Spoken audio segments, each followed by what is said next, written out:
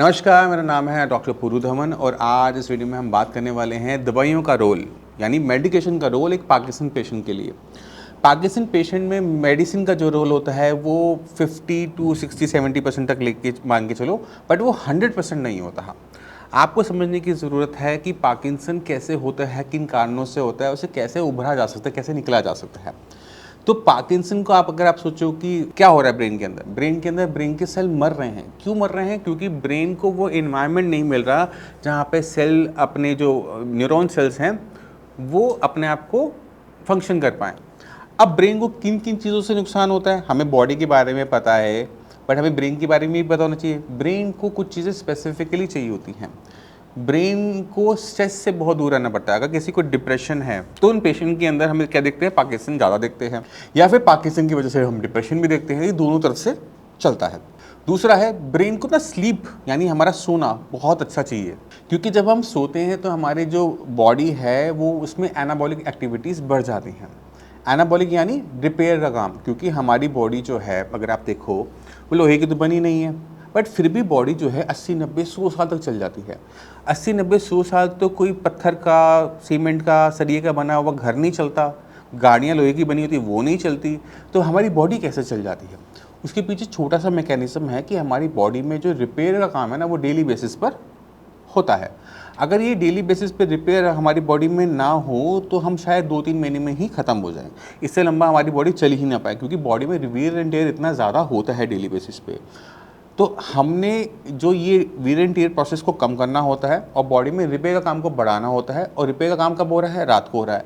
अब रात को आप बार बार उठ रहे हो, यूरिन के लिए उठ रहे हो, या आपको नींद ही नहीं आ रही, तो ब्रेन को वो जो टाइम है ना वो मिल नहीं पाता है रिपेयर का। और ब्रेन जितना जितना जैसे जैसे वीक होता चला जाता है, पार्किंसन और अल्जाइमर जैसे दिखते हैं हमें देखने को मिल जाती हैं। तो स्लीप बहुत इंपॉर्टेंट है। दूसरा, पूरी बॉडी के सेल्स को 2 चीज़ें और चाहिए होती हैं। पहला है खाना। अब आप जो खाना खा रहे हो वो खाना आप मुंह से खाते हो, पेट में जाता है, पेट के बाद इंटेस्टाइन्स में जाता है, फिर जो खाने के अंदर पोषक तत्व है वो निकल के हमारे ब्रेन तक जा रहे होते हैं। अब किसी की मान लो एज 50, 60, 70 ईयर्स है, उसकी इंटेस्टाइन्स भी इतनी पुरानी हो चुकी हैं, तो उनकी जो एफिकेसी है वो डाउन हो जाती है। तो हमें ध्यान रखना पड़ता है कि खाना हम जो खाएं वो हाईली न्यूट्रिशियस खाएं, कि अगर इसमें ताकत जो है खूब हो, कि अगर कम ताकत भी खींचे तो वो बॉडी के लिए सफिशिएंट हो। तो हमें बहुत ज़्यादा विटामिन मिनरल रिच फूड खाना पड़ता है जिससे कि हमारी बॉडी अच्छी तरीके से सर्वाइव कर सके। अब खाना कैसा होना चाहिए? खाना होना चाहिए बैलेंस डाइट। अब बैलेंस डाइट में हम जब सुनते हैं तो हम कार्बोहाइड्रेट्स, फैट्स एंड प्रोटीन के बारे में बात कर रहे होते हैं, बट हम एक चीज़ बहुत ज़्यादा भूल जाते हैं, वो है फाइबर का इंटेक। फाइबर का इंटेक इसलिए क्योंकि फाइबर जो होता है वो हम सोचते हैं कि उससे पेट साफ करने का काम आता है, बट ऐसा नहीं है। हमारी इंटेस्टाइन्स के अंदर एक कॉलोनी होती है जिसे हम माइक्रोबायोम कहते हैं। ये माइक्रोबायोम क्या करता है? ये माइक्रोबायोम जब खाने को तोड़ता है या फाइबर पे तोड़ता है तो वो एक सर्टेन टाइप का केमिकल्स बना रहे होते हैं। वो केमिकल्स अलग अलग तरीके से काम करते हैं। कुछ वो हमारी इम्यूनिटी को स्ट्रॉन्ग कर रहे होते हैं, कुछ हमारे ब्रेन की फंक्शनिंग को बेटर कर रहे होते हैं। तो हमें ये देखना पड़ता है कि आपकी डाइट में फाइबर इंटेक कितना है, कार्बोहाइड्रेट्स, प्रोटीन इंटेक कितना है। तो हम आपको हर किसी की जो बॉडी है वो डिफरेंट है, तो हर किसी की डिफरेंट बॉडी की डिफरेंट रिक्वायरमेंट्स हैं। तो हम जो देखते हैं, जो हम पढ़ते हैं, वहाँ पे लिखा होता है डेली रिक्वायरमेंट आपकी कितनी होनी चाहिए, इतना आपने प्रोटीन खाना है, इतना आपने कार्बोहाइड्रेट खाना है। पेशेंट ना बहुत उलझ के रह जाता है कि क्या खाऊं और क्या ना खाऊं, इसमें शुगर है, इसमें नमक है, इसमें घी तेल ज़्यादा है, इसमें ये ज़्यादा है। तो वो बहुत ज़्यादा परेशान रहता है, ना वो अपनी बॉडी को ढंग से रख पाता है, ना चला पाता है। तो सबसे सिंपल तरीका ये होता है कि आप अपनी डाइट को बैलेंस कर दो, यानी आपने जो वेजिटेबल्स मार्केट में अभी अवेलेबल हैं सारी खानी है, जितने फ्रूट्स अवेलेबल हैं मार्केट में सारे खाने हैं, कोई नहीं छोड़ना। कम ज़्यादा आप कर सकते हो, बट किसी को आपने छोड़ना नहीं है। कोई भी चीज़ रिपीटेशन में नहीं खानी है। जैसे मैं रोज़ सुबह पोहा खाता हूँ, अगर आप रोज़ सुबह पोहा खा रहे हो तो गलत कर रहे हो। आपको एक दिन पोहा, एक दिन आपने एग्स ले लिए, एक दिन आपने बेसन का चीला खा लिया, एक दिन आपने उपमा खा लिया, एक दिन इडली खा ली, एक दिन डोसा खा लिया, इस तरह से रोटेशन में रखो। अब लोग कहते हैं हम बहुत अच्छी पौष्टिक सब्जियां खाते हैं। कौन सी सब्जियां खाते हो? घिया, तोरी, टिंडा। मत करो। बाकी जो सब्जियां हैं उनका भी इंटेक करो, क्योंकि घिया, तोरी, टिंडा में जो है वो तो मिल जाएगा, जो नहीं है वो कभी नहीं मिल पाएगा, क्योंकि आपको यही नहीं पता कि उसमें ऐसा क्या नहीं है जो आपकी बॉडी को चाहिए। तो ऐसे कभी नहीं करना। आपने वेजिटेबल्स को भी रोटेशन में रखना है, कभी बैगन, कभी भिंडी, कभी फलियाँ। तो डिफरेंट टाइप की जो वेजिटेबल्स मार्केट में मिल रही है उसका इंटेक कॉन्टिन्यूस बेसिस पे करते रहना रोटेशन के अंदर, फ्रूट्स का भी, वेजिटेबल्स का भी और सीरियल्स का भी, अनाज का भी। कभी गेहूँ खाया, कभी चावल खाया, कभी हमने मक्का खाया, कभी हमने वो खाया। अब आपको जो चीज़ कंट्रोल में रखनी है वो 2-4 चीज़ें होती हैं। खाने में कितना नमक जा रहा है वो इंपॉर्टेंट हो जाता है। अगर बीपी के आप पेशेंट हो, बीपी लो है खाओ, कोई दिक्कत नहीं है, बट बहुत ज़्यादा एक्सेस में मत इंटेक करो। और कितनी ज़्यादा मात्रा में आप शुगर का इंटेक कर रहे हो। अगर आप डायबिटिक हो तो शुगर का इंटेक आपने कम से कम रखना है। अगर इन 2 चीज़ों का आप ध्यान रख लेते हो, डाइट अपनी प्रॉपर अच्छे तरीके से लेते हो, थोड़ी सी लाइट एक्सरसाइज करते हो, वॉक करते हो, 4-5 किलोमीटर चल लेते हो, साइकिल चला लेते हो, स्विमिंग कर लेते हो, बैडमिंटन खेल लेते हो, पोलो खेल लेते हो, गोल्फ खेल लेते हो, ठीक है, और कोई आपके पास हॉबी है, आप सिंगिंग करते हो, डांसिंग करते हो, प्लांटिंग करते हो, और हनी बीज पालते हो। अभी एक पेशेंट आया, वो उनका काम, उनकी हॉबी है हनी बीज को पालना। तो कोई भी आपकी हॉबी हो सकती है।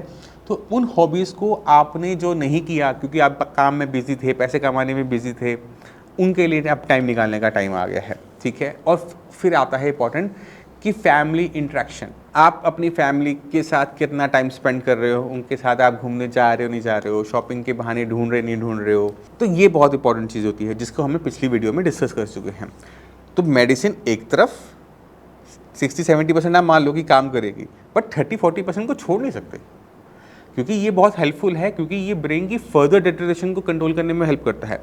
जब आप ब्रेन को आगे नुकसान होने से रोकोगे तभी तो रिपेयर वाला काम शुरू हो पाएगा। अब आप क्या कर रहे हो, मेडिसिन खा रहे हो ये सोचते हुए कि मेरा काम हो जाएगा, तो ये सबसे बड़ी गलती होती है और वह आप आज तक करते आ रहे हो। इसी वजह से आपकी मेडिसिन की डोसेज को बढ़ाते रहना पड़ रहा है। आप मेडिसिन का रोल अलग है। मेडिसिन जो है वो आप समझो कि वो आपको कम टाइम में ठीक करने का तरीका है। ये तरीका जो है वो स्लो है, बट ये आपको बीमार नहीं होने देगा। जो पार्किंसन का जो प्रोग्रेशन है उसे कंट्रोल में रखेगा। तो जब ये दोनों चीज़ें कंबाइंड हो जाती है, चाहे स्लीप हो, आपकी डाइट हो, आपका सोशल इंट्रैक्शन और आपकी मेडिसिन, जब ये दोनों चीज़ें साथ में आती है ना, तो ये ऐसे रिजल्ट आते हैं।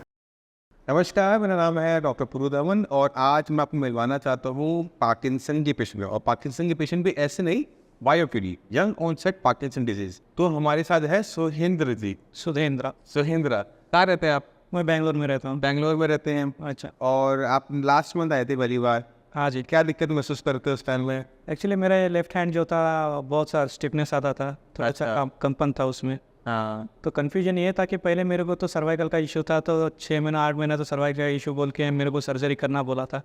उसके चक्कर में मैं इधर उधर 3-4 डॉक्टर से ओपिनियन लिया। फाइनली न्यूरोलॉजिस्ट से मिलने के बाद उन्होंने बताया कि ये यंग ऑनसेट पार्किंसन है, जो कि आपको जेनेटिकली आया, आपके पिताजी को था, तो इसके लिए आपको भी आया है बोल के बोला।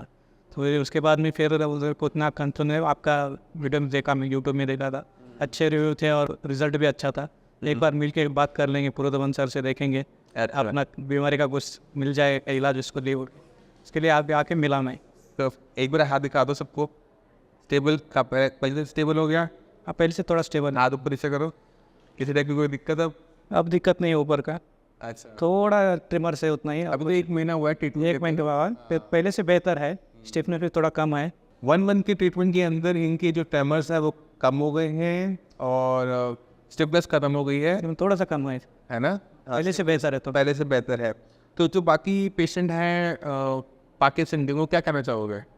अभी तो मेरे को तो ऐसा लग रहा है कि सर एक्चुअली जिससे हमने बात किया था फिजिशियन से, जो कुछ भी न्यूरोलॉजिस्ट से, लोग इतना डरा दिए थे कि बोलते हैं कि आपके पार्किंसन है, आपके जैसे 15 से 20-16 साल तक रहेगा, उसके बाद में इसको कंट्रोल कर सकते, क्यूरेबल नहीं है, बहुत मुश्किल होता, डे बाय डे बढ़ता जाएगा आपका बोल के दिमाग में डाल के भेज दिया। तो 3-4 दिन तक सोया भी नहीं मैं, कि यही सोच रहा था कि अरे 44 एज में तो आ गया मेरे को पार्किंसन, बोलते 15 साल बोलते रिटायरमेंट के लाइफ में तो ऊपर चला जाऊंगा मैं, बोल के ये तो सोचते और भी ज़्यादा हो गया। चलो आज हम ये भी बात कर रहे थे कि हमने ऐसा क्या किया कि इनको आराम आ गया और जो डॉक्टर ने बोला वो गलत था, जो हमने किया वो सही था। तो पार्किंसन के अंदर ब्रेन के अंदर डैमेज चल रहा है। ब्रेन की जो सेल सिर्फ डोपामीन बनाते हैं, जो कि केमिकल होता है, और ये ब्रेन और मसल्स की कोऑर्डिनेशन में हेल्प करता है। दूसरी चीज़ ये देता है वो है वो खुशी, है ना? तो ब्रेन के सेल मर रहे हैं इसलिए डोपामीन कम हो रहा है, या ब्रेन के सेल वीक हो रहे हैं इसलिए डोपामीन कम बन रहा है। तो हम अगर सिंडोपा देते हैं, लिवोडोपा देते हैं, तो उससे जो आराम मिलता है वो टेम्परेरी मिलता है कि हमने उसे पूरा तो कर लिया, बट ब्रेन में हो रहे नुकसान को रोका नहीं। तो हम आयुर्वेद से क्या करते हैं, उस ब्रेन में हो रहे नुकसान को आगे होने से रोक देते हैं। यानी जो नुकसान हो गया, अब और कोई नया नुकसान ना हो। तो ब्रेन की जो रिक्वायरमेंट है वो सबको पता है, उसे खाना चाहिए, उसे ऑक्सीजन चाहिए और उसको रेस्ट चाहिए। तो अगर हम सारी चीज़ें हम पूरी कर देते हैं, मेडिसिन थोड़ा सपोर्ट करते हैं, तो ब्रेन अपने आप ही चेंजेस लेकर आना शुरू कर देता है। ब्रेन आगे नुकसान उठाना बंद कर देता है। ब्रेन को वो इन्वायरमेंट मिलना शुरू हो जाता है जहाँ पर जो ब्रेन की सेल्स हैं उनको ताकत मिलना शुरू होती है। और रिजल्ट्स जैसे मैंने आपको दिखाया, ऐसे हमें रिजल्ट्स देखने को मिल जाते हैं, वो भी बहुत शॉर्ट ड्यूरेशन के अंदर। ऐसा नहीं कि सालों हमें मेडिसिन खानी पड़ी हो, 1 मंथ के अंदर रिजल्ट आपके सामने। और हमने आपके केस में सिंटोपा भी नहीं खा रहे, शायद आप नहीं खाया, कोई मेडिसिन नहीं खा रहे एलोपैथिक, नहीं खा रहा, सिर्फ कोई भी नहीं चल रही ना, नहीं सर। कोई मेडिसिन लगाने की जरूरत नहीं होती अगर आपने स्टार्ट नहीं की। तो अगर आपने मेडिसिन कोई स्टार्ट कर रखी है तो हम उसे हटवाते नहीं है, उसको हम बाद में हटाते हैं जब आपकी बॉडी के अंदर चेंजेस पॉजिटिव आ जाते हैं, तब इंप्रूवमेंट आने की बात। यानी पहले हटाने में क्या दिक्कत होती है कि आप यहाँ से ठीक कर रहे हो, उधर से वो चीज़ खराब हो रही है, तो पेशेंट को रिजल्ट नजर ही नहीं आता। तो जो मेडिसिन आप नॉर्मली और पेशेंट्स के साथ, आपके साथ तो है नहीं, जो चल रही है तो चला के रखो, ऐड करो, रिजल्ट्स देखो, उसके बाद विड्रॉल स्टार्ट होता है। ठीक है, तो मैं उम्मीद करता हूँ खुश हो ट्रीटमेंट से। बस पेशेंट से ठीक है, कुछ कहना चाहोगे? उसमें बहुत धन्यवाद करना चाहता हूँ, ये कि मेरे को अच्छा रिजल्ट मिला है। उसी से एक्चुअली आके दवाई मंगा सकता था ऑनलाइन पे, फिर भी एक बार आके सर से, सेकंड टाइम बेंगलोर से आप गुड़गांव आए हो, खास करके बेंगलोर से सर से मिलने आया हूँ कि बोलने के लिए कि आपसे तरक्की हो रहा उम्मीद करता हूँ इस वीडियो से आप काफ़ी कुछ समझ गए होंगे पाकिस्तान के बारे में। फिर भी कोई डाउट में कुछ भी पूछना चाहते हो तो आके मिल सकते हो। इसी के साथ आप सभी चल लेंगे आगे, चाहूँगा मिलते हैं अगली वीडियो में। कब तक के लिए नमस्कार।